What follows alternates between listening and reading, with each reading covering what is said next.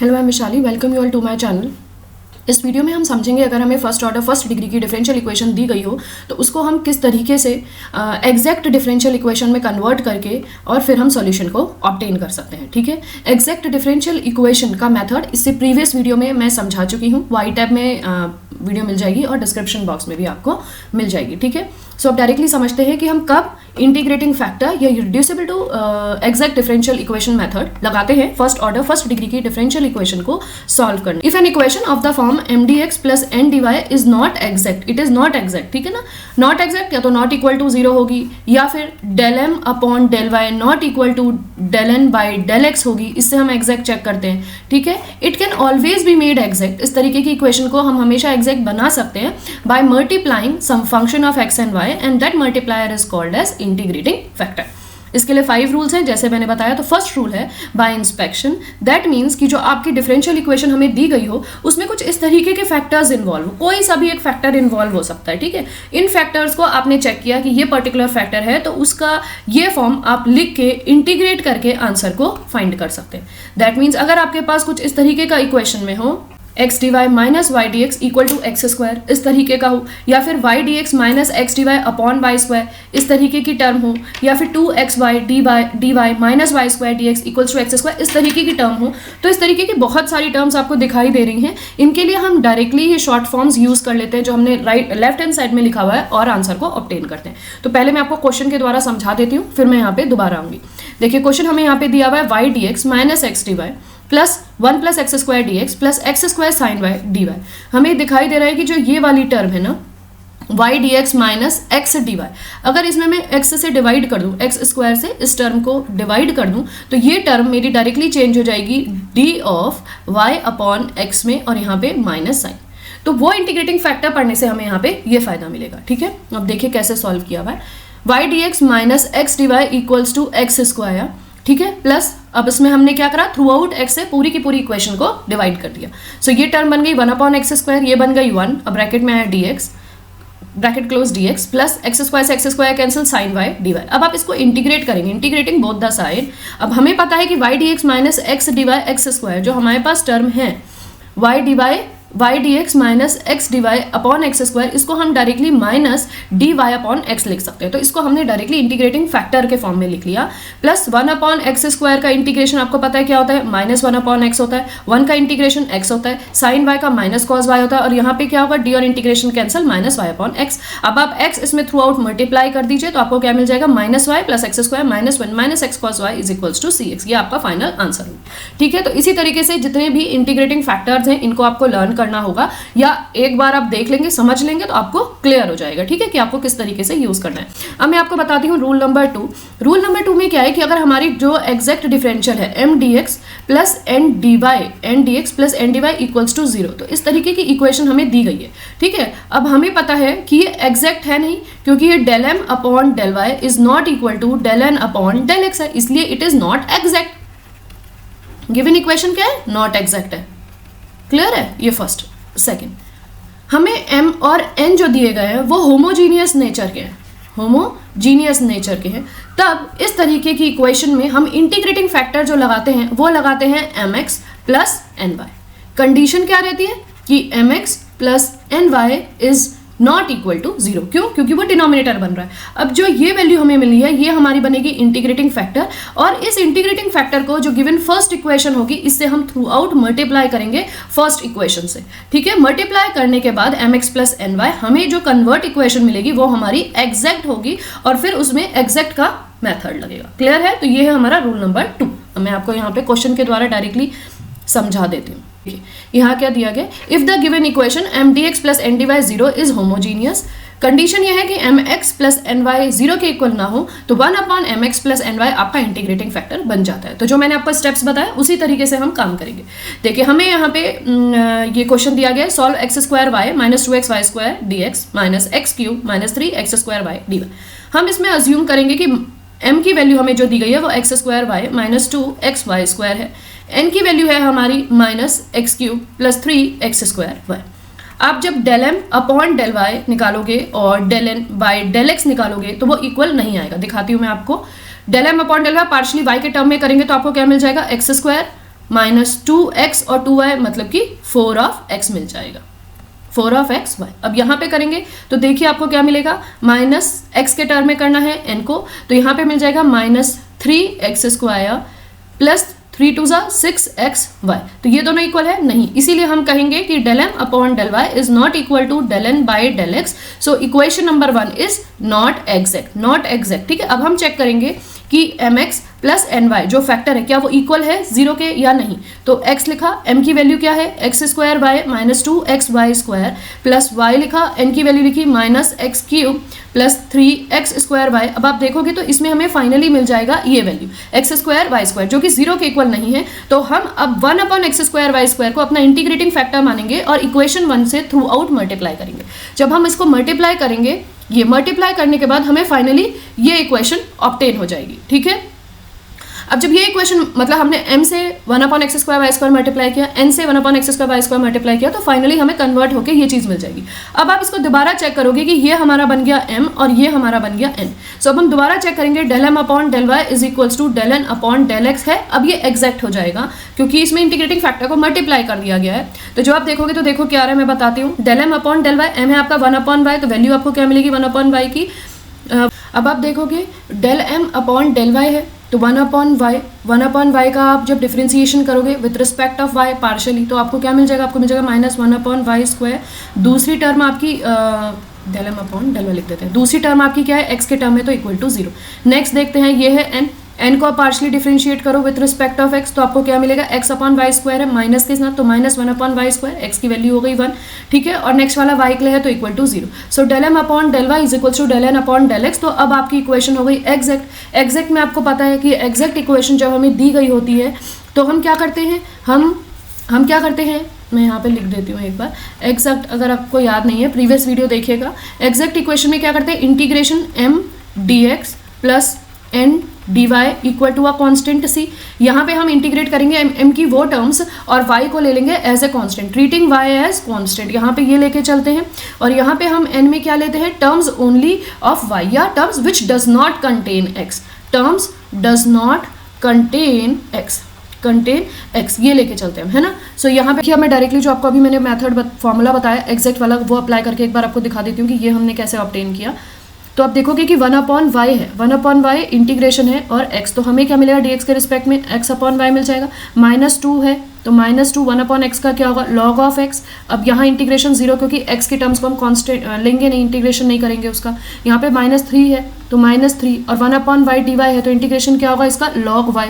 Right side में हमें क्या मिलेगा log c, मैंने इस तरीके से लिख दिया। ठीक है, अब इसको कैसे लिख सकते हैं, x/y सब लॉग एक साथ ले लीजिए तो ये बन गया log c plus log x²। और यहाँ पे है, एक मिनट मैं यहाँ पे सिंबल आपको बता दूँ, देखिए ये माइनस में और ये माइनस माइनस प्लस बनेगा और ये माइनस में जाएगा तो ये बनेगी टर्म प्लस की। इसका मतलब हमारी ये टर्म प्लस की बनेगी, ये यहाँ प्लस की है, अपोजिट साइड आएगी तो ये माइनस में बन जाएगी और ये बन जाएगी log y का क्यूब। ठीक है, अब y का क्यूब है तो ये बन जाएगा हमारा x/y और निगेटिव साइन में है ना यहाँ पे, तो देखो कैसे यूज़ करेंगे, log c x² एक साथ और y क्यूब यहाँ पे डिनोमिनेटर में आ जाएगा क्योंकि माइनस सिंबल है। log को हटाओ तो ये बन जाएगा e⁻ x/y is equals to c x² y cube. अब y क्यूब आप इधर ले लीजिए, y cube is equals to e⁻ x/y। ठीक है, और इंटू cx², या फिर इसको आप लिख सकते हो cx² into e⁻ x/y y cube. ये इस तरीके से आपका फाइनल आंसर आएगा और यहाँ पे भी स्क्वायर नहीं होगा, क्यूब होगा। आई होप ये क्लियर हुआ कि किस तरीके से हमने इसको किया है। ठीक है, अब मैं आपको रूल नंबर 3 बता दें। रूल नंबर 3 में देखो क्या दिया गया है कि अगर आपकी डिफरेंशियल इक्वेशन वही सेम जैसे हमने किया था mxy dx plus nxy dy equal to 0, इस तरीके की डिफरेंशियल इक्वेशन हो लेकिन वो एग्जैक्ट ना हो। ठीक है, आपको पता चलिए कि एग्जैक्ट ना हो। अब हमारे पास कंडीशन क्या है, एग्जैक्ट ना हो तो क्या होगा, वो कुछ इस तरीके से हो f1xy मतलब कोई फंक्शन हो xy का इंटू y मल्टीप्लाई में हो dx प्लस फिर फंक्शन हो xy का और x मल्टीपल में हो इक्वल टू 0। अब इस तरीके का फॉर्मेट हो, इस तरीके की इक्वेशन का रिप्रेजेंटेशन एग्जैक्ट ना हो और इस तरीके से लिखा गया हो, तो उस केस में जो हमारा इंटीग्रेटिंग फैक्टर होता है वो mx माइनस ny बन जाता है।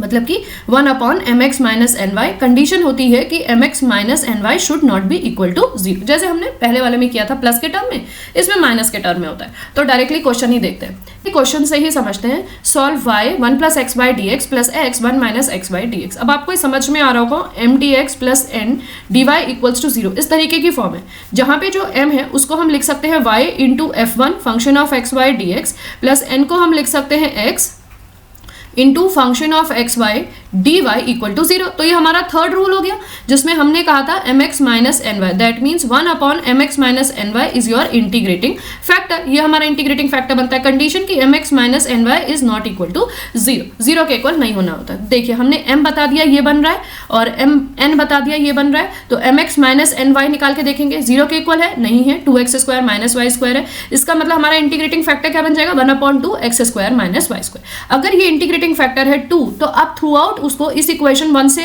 मल्टीप्लाई कर दोगे। मल्टीप्लाई करने के बाद हमारे पास एक रिड्यूस्ड इक्वेशन बन जाएगी m D x plus n y के फॉर्म में। तो देखिए ये हमारी क्या बनी है, तो रिड्यूस्ड होने के बाद हमें ये टर्म बन जाएगी 1 upon 2 1 upon x square y plus 1 upon x d x plus 1 upon 2 1 upon x y square minus 1 upon y D y. तो आपने throughout 1 upon 2 x square y square से टर्म को मल्टीप्लाई कर लिया। I hope इतना तो कर लेंगे, ठीक है ना। रिड्यूस्ड ये होकर बन गई। अब जब रिड्यूस्ड होकर बन गई तो ये क्या बन गया m, और ये क्या बन गया हमारा n।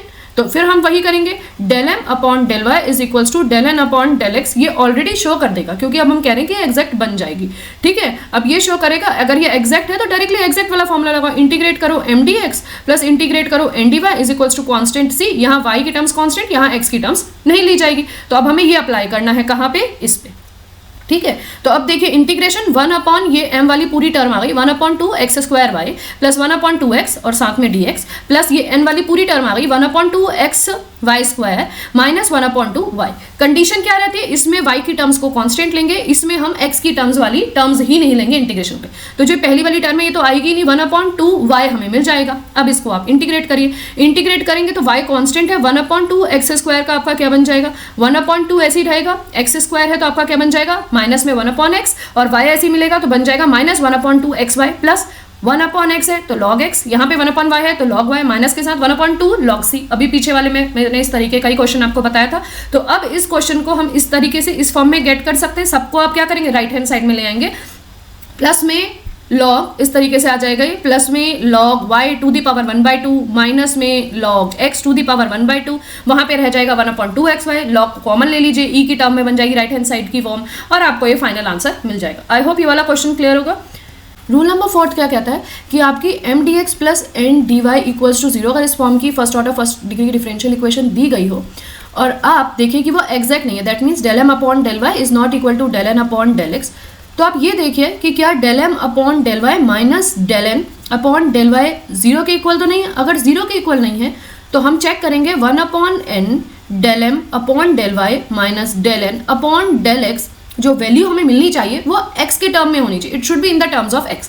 अगर हमारे पास ये फैक्टर x के टर्म में आ रहा है, गिवन वैल्यू x के टर्म में अगर हमारे पास आ रही है, तो हम कहेंगे कि हम एक इंटीग्रेटिंग फैक्टर बनाएंगे e to the power fx dx, ठीक है। ये हमारा इंटीग्रेटिंग फैक्टर बन जाएगा उस समय इक्वेशन के लिए, फाइन। फिर हम इसको सॉल्व करेंगे, एग्जैक्ट डिफरेंशियल इक्वेशन बन जाएगी और इसको हम एग्जैक्ट डिफरेंशियल मेथड से सॉल्व कर लेंगे। अब ये fx क्या है, fx वो वैल्यू होगी जो हमें यहाँ से मिलेगी, ठीक है। तो ये प्रोसेस है रूल नंबर 4 का। तो ये मैं आपको समझा देती हूँ, जो क्वेश्चन यहाँ गिवन है इससे आपको बिल्कुल क्लियर हो जाएगा। क्वेश्चन से डायरेक्टली समझते हैं, ज्यादा क्लियर आएगा। देखिए m D x plus n D y के फॉर्म में दिया गया है। एम की वैल्यू क्या है, x square plus y square plus x, n की वैल्यू है एक्स वाई। हमने एम और एन निकाल दिए। अब डायरेक्टली एग्जैक्ट के लिए चेक करो, del m upon del y is equals to del n upon del x है या नहीं है, देखते हैं। यहाँ पे वाई के टर्म में करो इसको डिफरेंशिएट पार्शली, तो क्या बन जाएगा, ये बन जाएगा 2y, और यहाँ पे n है, n को x के टर्म में करेंगे तो यहाँ बन जाएगा y। अब आपको ये तो पता चल गया थर्ड स्टेप में कि del m upon del y minus del n upon del x, 0 के टर्म 0 तो नहीं आ रहा, क्या आ रहा है 2y minus Y, 2y minus Y क्या आएगा y। तो हम इसी को देखते हैं कि क्या 1 upon n del m upon del y minus del n upon del x, कोई x का फंक्शन आ रहा है, n की वैल्यू क्या है 1 upon x y into y. तो हमें ये पता चल गया कि ये वैल्यू x के फंक्शन के तौर पर आ रही है। जब ये x के फंक्शन में हमें वैल्यू मिल रही है तो अब हम क्या करेंगे, इसका जो इंटीग्रेट इंटीग्रेटिंग फैक्टर था हम वो लेके चल लेंगे e to the power f x d x था, तो इसको हम कैसे लिख सकते हैं e to the power 1/x dx। ठीक है, 1/x का इंटीग्रेशन क्या होता है log x, तो e ऐसे ही रहेगा और 1/x का हो गया log ऑफ x, तो आपको क्या वैल्यू मिल जाएगी x। तो इंटीग्रेटिंग फैक्टर हमें इस क्वेश्चन का मिल जाएगा x। क्लियर है। सो यहाँ पे ये सब बताया है कि क्या वैल्यू निकाली है, दोनों इक्वल नहीं है तो हमने ये निकाल और ये हमारा इंटीग्रेटिंग फैक्टर x मिल गया। जब इंटीग्रेटिंग फैक्टर हमें x मिल गया तो हमारी जो इक्वेशन नंबर 1 है हम उससे मल्टीप्लाई कर लेंगे जैसे हम हमेशा करते हैं। तो रिड्यूस्ड ऑफ इक्वेशन हमें क्या मिल जाएगी जो कि एग्जैक्ट बनेगी, मैं यहीं पे लिख के बता देती हूँ, आप इसको x से मल्टीप्लाई करिएगा तो क्या बन जाएगी आपकी एग्जैक्ट इक्वेशन जो बनेगी। एग्जैक्ट इक्वेशन हमारी बन जाएगी, देखिए x cube plus x y square plus x square, ये हो गया d x plus x square y D y equals to 0। अब this is m and this is n। अब हमें वैसे ही करना होगा जैसे हम एग्जैक्ट को सॉल्व करते हैं, x cube plus x y square plus x square d x plus integration, क्योंकि x की टर्म है तो इंटीग्रेशन क्या हो जाएगा 0 is equals to a constant c। अब इसको इंटीग्रेट करिए, ये बन जाएगा x, यहाँ पे x क्यूब है तो x4/4 और x के टर्म में हो रहा है, y को कांस्टेंट ट्रीट कर रहे हैं, वाई स्क्वायर ऐसे ही रहेगा x²/2, यहाँ पे हो जाएगा x³/3 is equals to a constant c। अब आप इसको सॉल्व करके और इसकी प्रॉपर फॉर्म में लिख सकते हैं, इस तरीके के आपका आंसर मिल जाएगा। आई होप ये क्लियर होगा। अब मूव करते हैं रूल नंबर 5 की तरफ। दिस इज देखिए rule number 5 usually IIT jam या गेट जैसे एग्जाम में आ जाता है जिसमें ये लोग इंटीग्रेटिंग फैक्टर की वैल्यू पूछ लेते हैं। ठीक है ना, इंटीग्रेटिंग फैक्टर क्या हुआ या इंटीग्रेटिंग फैक्टर देके आपको आंसर पूछते हैं।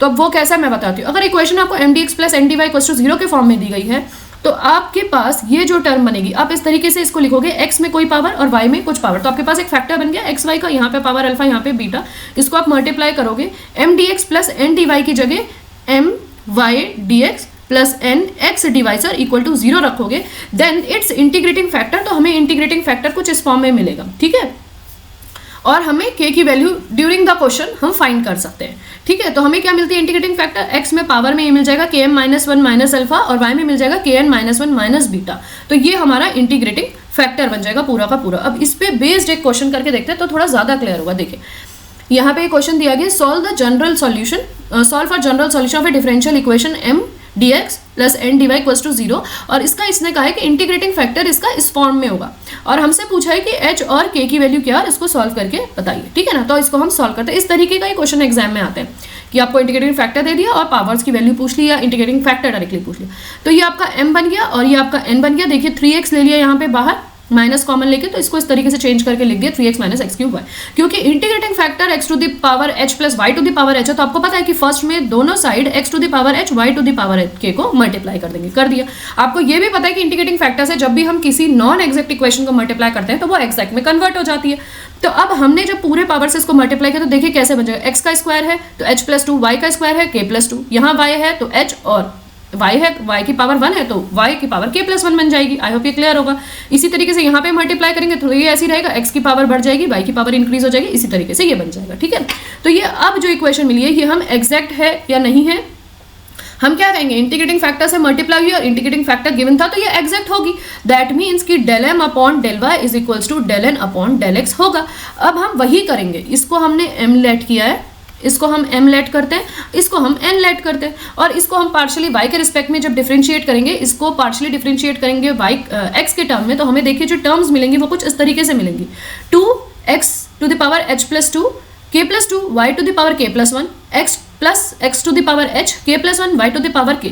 ये हमारा m का पार्शियल डिफरेंशिएशन है। इसी तरीके से n को पार्शियली डिफरेंशिएट करोगे तो आपको मिल जाएगा ये, क्योंकि हम एग्जैक्ट लेके चले तो हम कह रहे हैं कि इक्वल है। अब जब इक्वल है तो x की जो पावर्स हैं और y की जो पावर्स हैं उनको हम इक्वेट करके यहाँ पे h और k की वैल्यू को फाइंड करना चाह रहे हैं। ठीक है ना, तो जब हम कोफिशिएंट्स फाइंड करेंगे, अब आप देख रहे हो तो coefficients of x to the power h, y to the power h and x to the power h plus 2, y to the power k plus 2 को जब हमने कंपेयर किया तो हमें क्या मिला, राइट हैंड साइड और लेफ्ट हैंड साइड में, तो देखिए हमें कुछ ये टर्म्स मिली, ये वाली टर्म्स मिली, ये टर्म्स मिली, इनको हमने साइमल्टेनियसली सॉल्व करा, इन इक्वेशंस को अलग अलग करके आपस में सॉल्व करके, तो हमें h की वैल्यू ये और k की वैल्यू ये मिल गई। अब हमें कहा गया था कि जो इंटीग्रेटिंग फैक्टर है वो x to the power h और y to the power k है, तो इंटीग्रेटिंग फैक्टर है जो हमारा कन्वर्ट हो जाएगा x to the power minus 11/7 और y to the power minus 19/7।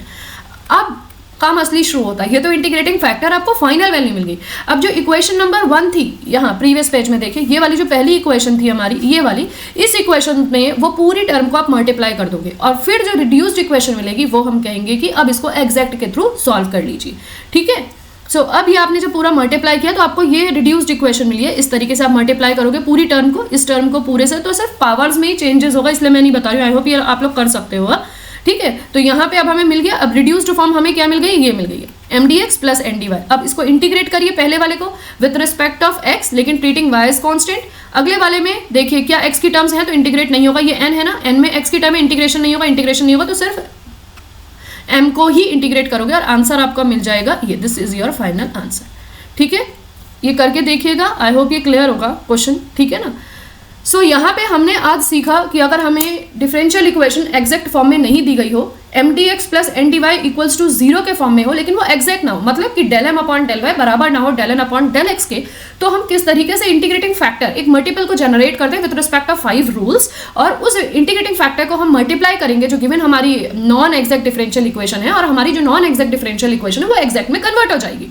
Exact में कन्वर्ट होगी तो उसके बाद हम उसमें एग्जैक्ट का मेथड अप्लाई करके आंसर को ऑब्टेन करेंगे, ठीक है। इस तरीके और क्वेश्चंस आपकी बुक में दिए गए हो तो उनकी प्रैक्टिस करिएगा। Till then good bye and take care. और वीडियो अच्छी लगी हो तो चैनल को सब्सक्राइब करें, क्लासमेट्स के साथ, आपके साथ जो बच्चे कॉम्पिटिशन्स की प्रिपरेशन कर रहे हैं उनके साथ इन वीडियोस को शेयर करिएगा।